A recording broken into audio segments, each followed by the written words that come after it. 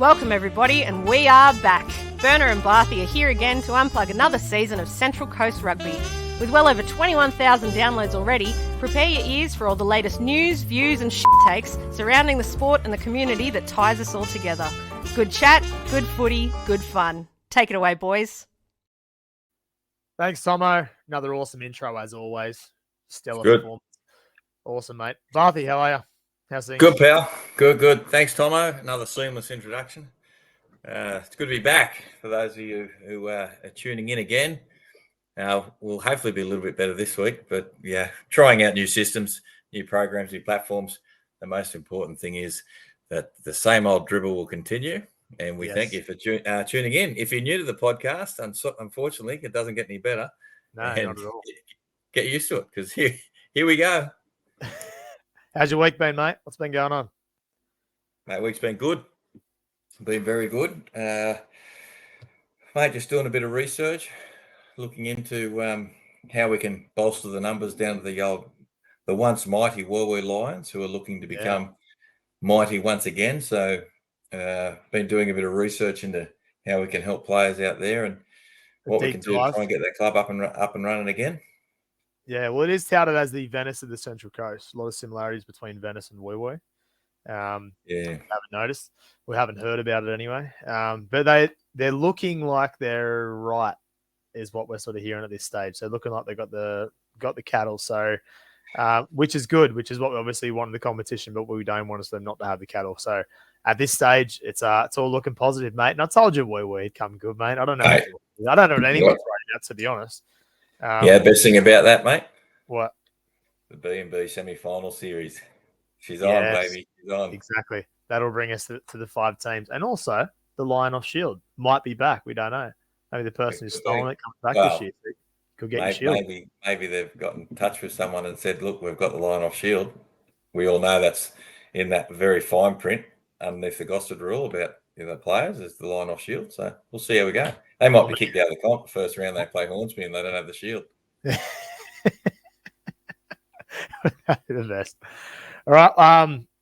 First thing, mate, the BnB Bitumen Bash. So look at this. Boom. It's up there. Here we go. I'm good at it this week.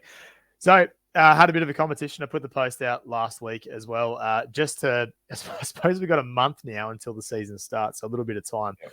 So something to sort of get that competitive spirit up. And also we've got some awesome sponsors that have jumped on board with the idea.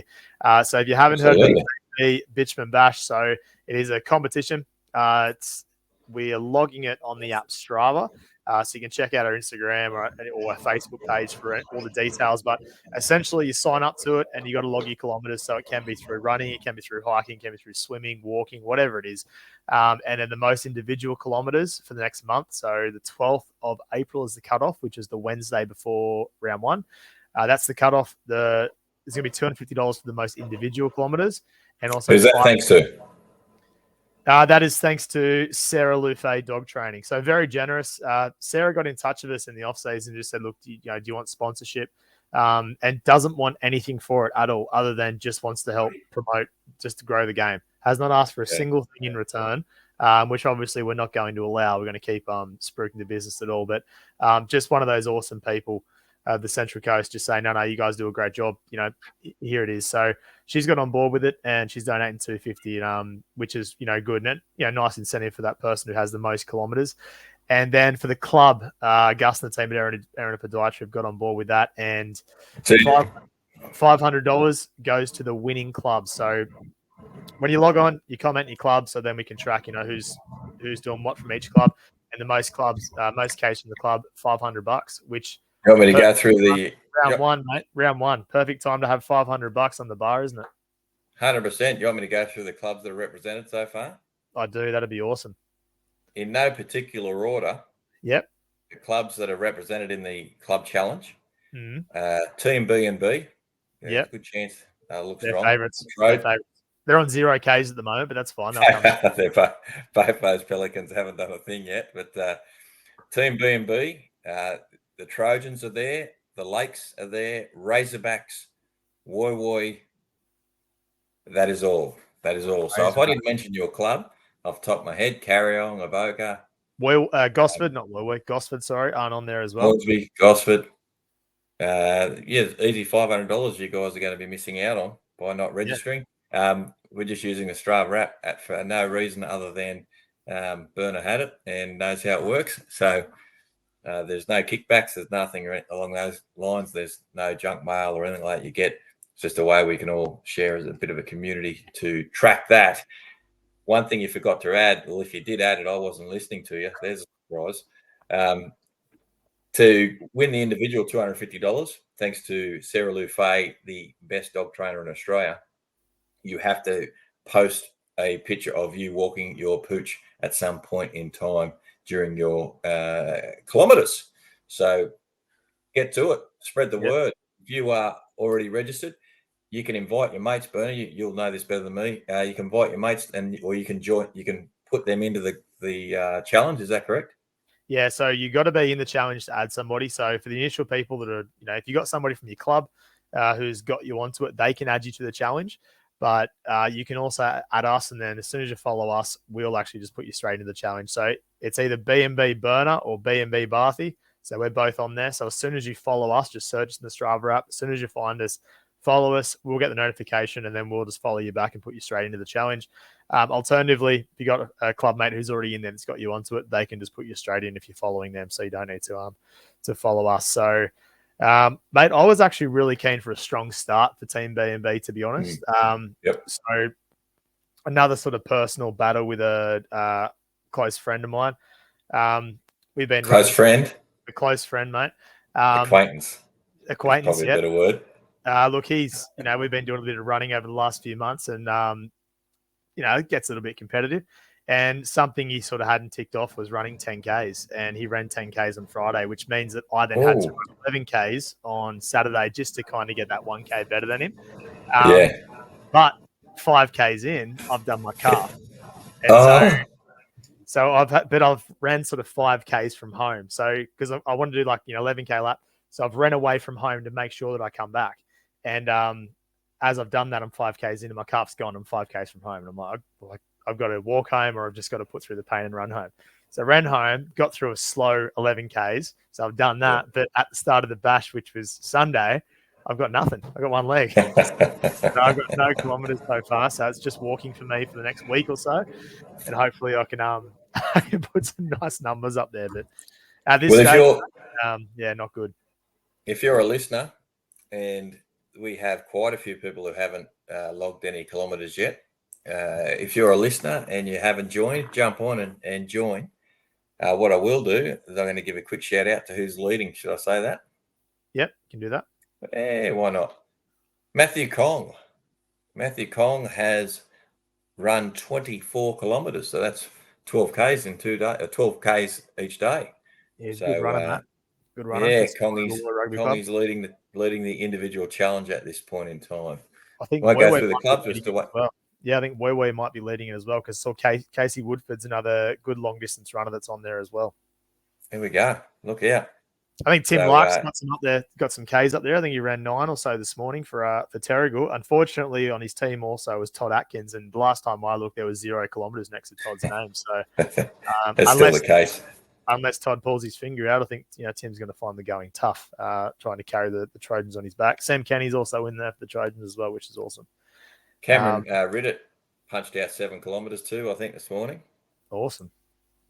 So. Good way to start the morning. So jump on board, even if you don't want to run, you just want to. It does don't have to be a player, can be a supporter or anybody, and just want to go for walks, whatever it is. Just log your kilometers, and it is a good thing. It does get a little bit competitive between you and your mates. Also, that's what I've sort of found between for myself, and just getting you out of the house and just making sure you go for that run. It might be enough to just sort of get you out the door. So, but obviously prize money on the line as well if you want to go that route. But spread the word, sign up because we've got a month to go. So got to have a competition to keep everybody nice and healthy and fit for round 1. That's the BnB Bitumen Bash, mate. Have I covered everything? You have. Get on board. Let's do it. All right.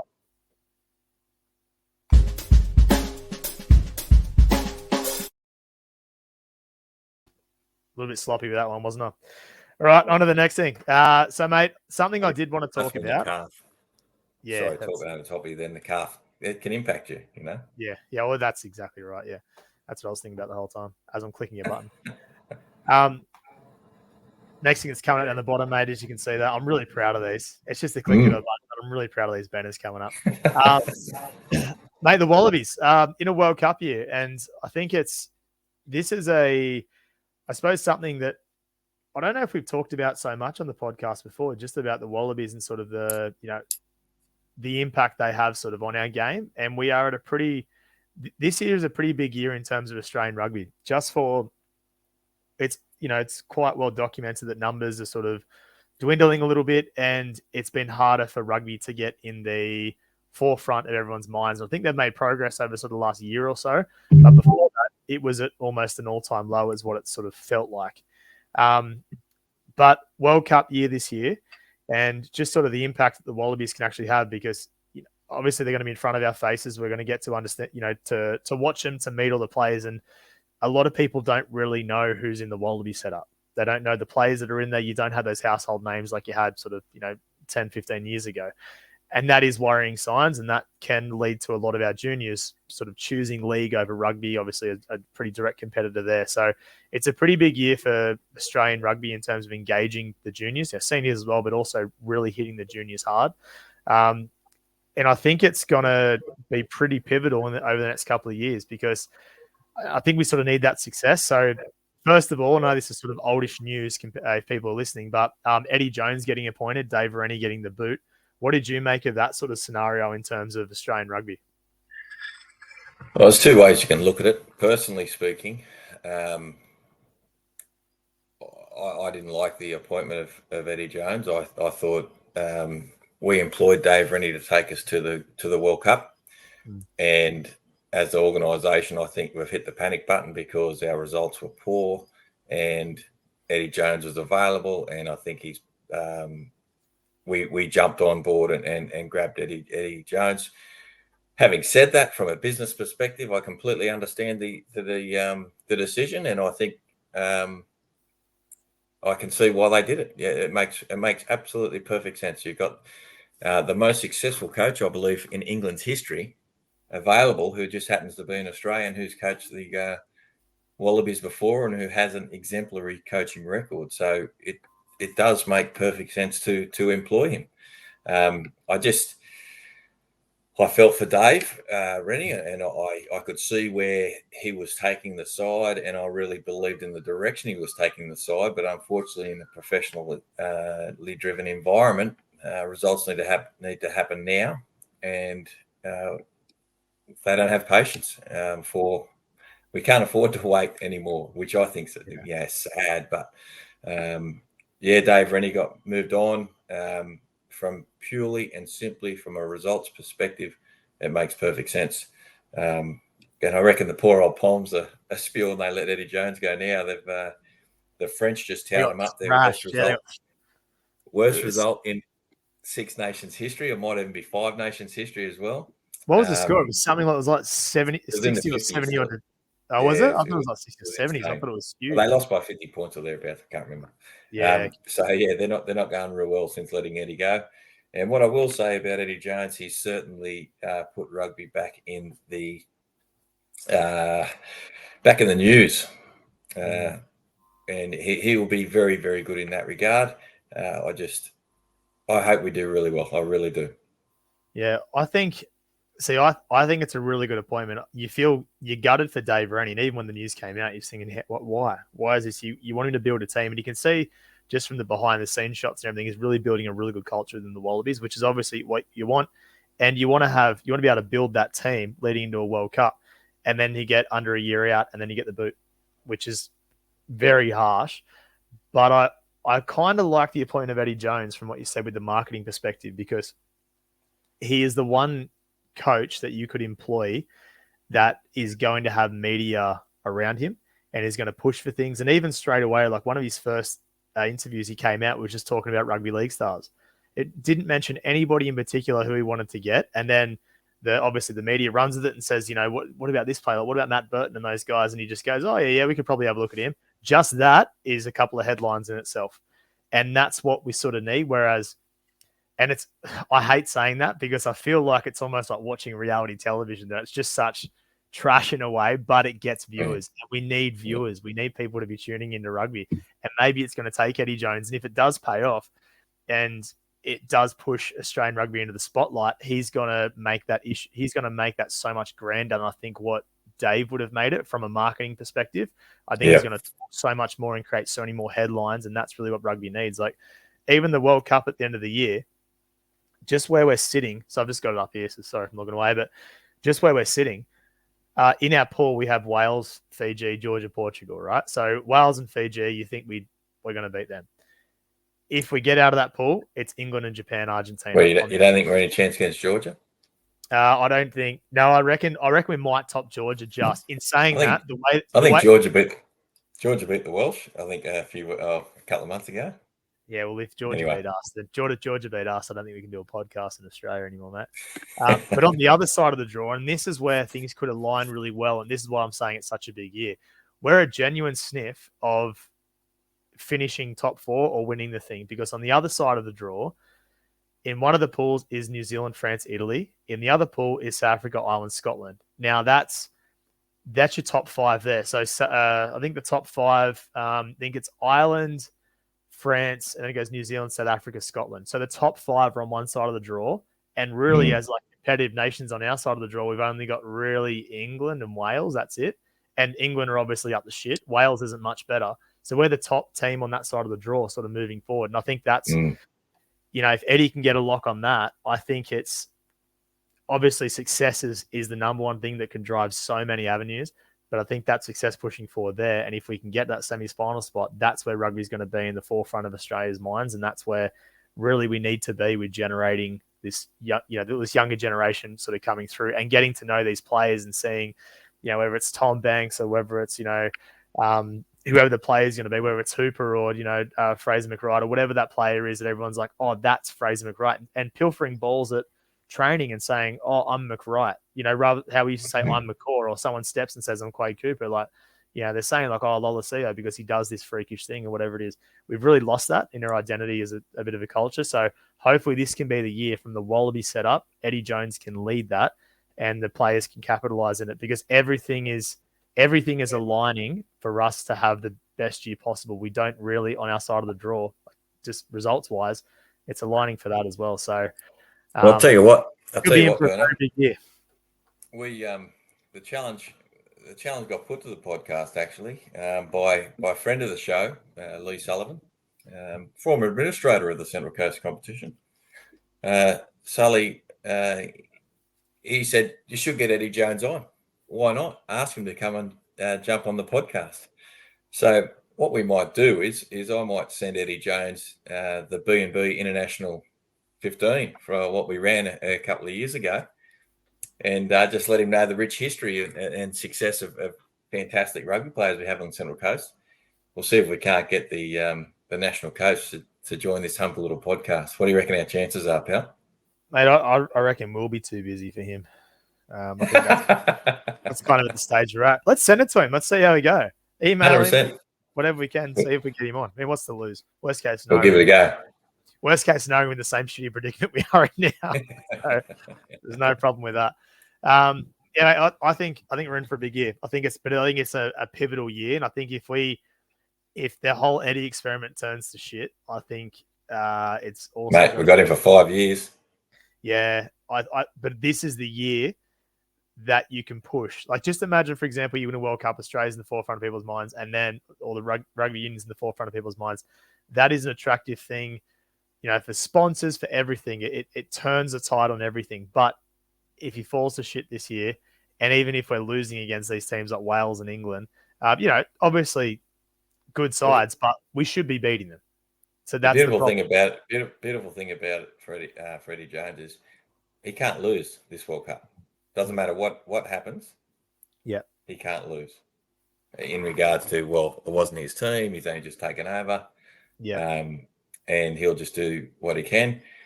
The great thing for Eddie Jones, and the thing that sucks for Dave Rennie, if Australia do well at the World Cup, it'll be, oh, how good's Eddie Jones? He's a genius. He's so He can't lose. So good luck, and I think for all of Australia, we hope Eddie Jones and the Wallabies do well.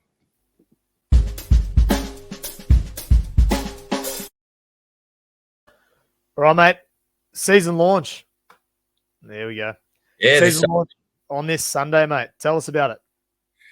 Well, mate, it's a little bit of a different setup this year. We're at the Wallabies Bay Recreation Club on Sunday, and it's a bit of a stand up as we get moving away from the formalities of the sit down meal and I guess a guest speaker as such. So it's going to be a little bit less formal, if you will, but it'll still be a great opportunity for everyone and the clubs and the rugby community to get together and start off with a season, launch the season. Seems a little bit strange with our timing, but obviously with the redraw that needed to happen and the fact that we could not, I guess, change, find another venue. That's Wallabies Bay is where we're going to be. And so this Sunday, if you don't know anything about it or you're not sure what your club's doing, get in contact with your club person. Every club is represented. Stand around, we have a bit of a chat and get together, have a refreshment, have a bit of a chin wag, and it's going to be a great day. One thing I do ask, and I ask this from a representative from every club who listens to the podcast, can you do me a favour? Can you message us through our socials? BnB, we're on Instagram and Facebook. Can you message us some interesting club statistics? So we're going to rattle through a few of those as we are the presenters or hosts or MC, I believe, is the official title. MC. Yep. MC BnB. Yeah. Probably shouldn't have told that too early. Numbers might drop. But we want to rattle off a few statistics about your individual clubs and players within your individual. So, for example, most capped player for your club. That can be male, and I'd love to get a most capped female player for your club. We saw last year a lot of women were starting to knock over 50 caps for their clubs and playing for their respective clubs. So that would be great. Even if it goes back as far, so for example, I know the Lakes used to have, when the women's had a 15s competition back in the early 2000s, or real early 2000s, that some of those women's records might still stand today. I'm not too sure, but I'd love to know some club statistics. If you can get that through to us here at the podcast, we can share that with the broader rugby community at the season launch, and that will be driven by you. So a plea for those listeners, or pass that information on to a club representative who can then get that information to us. Yep, 12 to 4 p.m. this Sunday at Wallabies Bay. So, if you're unsure about it, ask a representative from your club. I think it's tables of 10 from each club, so it'd be good to see as many people as possible there. It'd be a good catch-up. It's a nice Sunday Arvo drink there at Wallabies Bay as well. It is. Great little spot there. It's fantastic. So it'd be good. We'll see you there.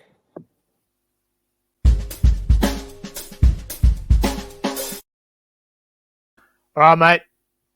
Wrapping us up. Sponsor Short one this week.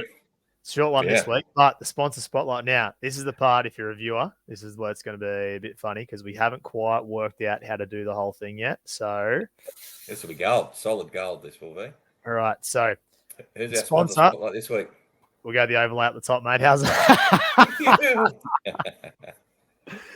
How good's that? So exquisite exterior cleaning. So you want to tell us about it, Barthy? The great man has got on board.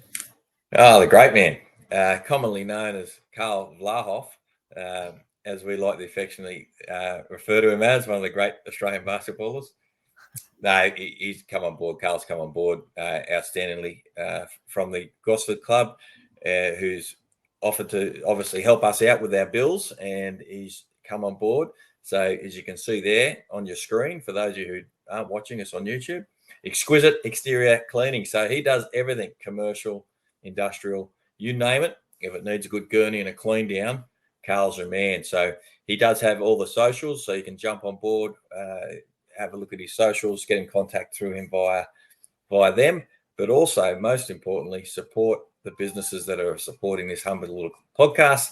And he's allowing us to go out to the community, push the game that we all love, and we very much appreciate and thank him for his support and his business's support.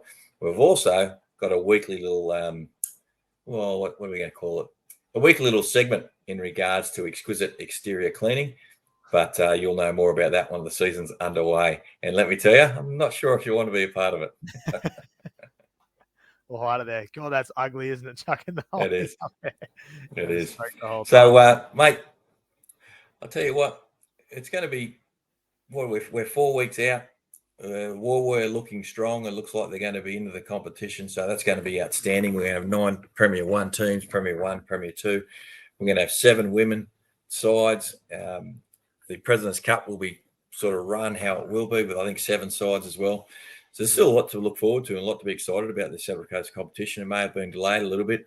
It's a fantastic opportunity for those players who are a little bit underdone, who wouldn't have been ready to go and this week or next week. Those extra 2 or 3 weeks could be massive for a club in regards to getting their players' fitness levels up, attracting a few more players. So, mate, I'm excited. It's going to be a great year, and I'm really looking forward to it. Yeah, and hopefully next week as well, we can have the full draw out and we can sort of strip down that draw as to, what it looks like, some matchups for round 1, etc. So plenty to look forward to over the next couple of weeks. But 15th of April is the round 1 kickoff. And this weekend, we will have the season launch. So get down to Wallabies Bay, 12 to 4 p.m. And obviously sign up to Strava, the BnB Bitumen Bash, add one of us and we'll add you to it. Accrue some Ks for your club and that $500 in the bar for the round 1 is going to be good. So that'll do us for this week's episode. See ya!